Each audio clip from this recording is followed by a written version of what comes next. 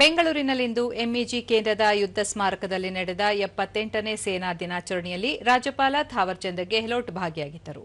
ಈ ವೇಳೆ ಭಾರತೀಯ ಸೇನೆಯಲ್ಲಿ ಹಲವು ವರ್ಷಗಳ ಸೇವೆ ಸಲ್ಲಿಸಿ ನಿವೃತ್ತರಾದ ಹಿರಿಯ ಯೋಧರನ್ನು ಸನ್ಮಾನಿಸಲಾಯಿತು. ಇದೇ ಸಂದರ್ಭದಲ್ಲಿ commandant brigadier Ajay Singh Thakur, major general VT Mathew, AVSM ಸೇರಿದಂತೆ ಹಲವು ಅಧಿಕಾರಿಗಳು ಉಪಸ್ಥಿತರಿದ್ದರು.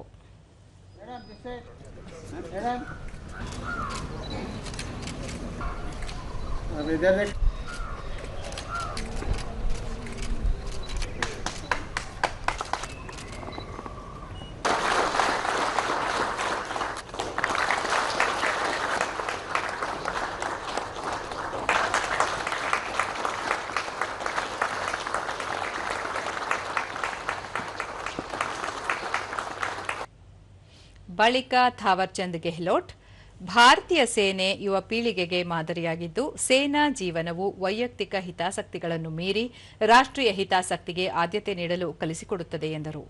ಯೋಧರಲ್ಲಿ ಶಿಸ್ತು, ಕರ್ತವ್ಯನಿಷ್ಠೆ ಮತ್ತು ನಾಯಕತ್ವದ ಗುಣಗಳನ್ನು ಮೈಗೂಡಿಸಿಕೊಳ್ಳುವುದನ್ನು ಸೇನೆ ತಿಳಿಸಿಕೊಡುತ್ತದೆ. ಇತ್ತೀಚಿನ ದಿನಗಳಲ್ಲಿ ಆಧುನಿಕ ತಂತ್ರಜ್ಞಾನ ಹಾಗೂ ತರಬೇತಿ ಮೂಲಕ ಭಾರತೀಯ ಸೇನೆಯನ್ನು ಸಬಲಗೊಳಿಸಲಾಗಿದೆ. ಇವು ಯೋಧರ ಆತ್ಮವಿಶ್ವಾಸವನ್ನು ಹೆಚ್ಚಿಸುವುದರ ಜೊತೆಗೆ ಸೇನಾ ಬಲವನ್ನು ವೃದ್ಧಿಸಿದೆ ಎಂದರು. ಹಿರಿಯ ಸೈನಿಕರ ಜೀವನವು ಯುವ ಯೋಧರಿಗೆ ಮಾದರಿಯಾಗಿದ್ದು, ಅವರ ಶೌರ್ಯ ಸ್ಫೂರ್ತಿದಾಯಕವಾಗಿದೆ. ನಮ್ಮ ಗಡಿಗಳನ್ನು ಸುರಕ್ಷಿತವಾಗಿ ಕಾಯುತ್ತಿರುವ ಯೋಧರನ್ನು ಸ್ಮರಿಸುವುದು ಆದ್ಯ ಕರ್ತವ್ಯವಾಗಿದೆ ಎಂದು ಹೇಳಿದರು.